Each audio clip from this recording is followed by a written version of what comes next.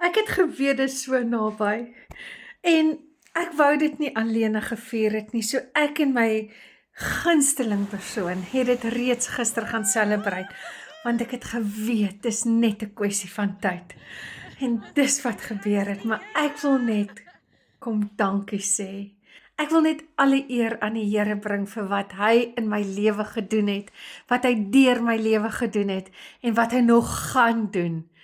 Hier is wat vanaand met my gebeur het.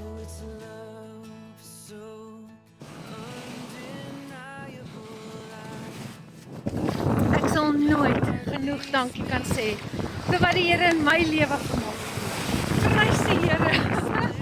Ek het hier gesit en huil net aan die ander kant by 'n muurtjie. Het ek een keer in November 2023 gesit en huil en gedink, gaan moed opgee. Ek gaan nie meer verder nie. 'n jaar daarna loop ek uit my voltydse werk uit.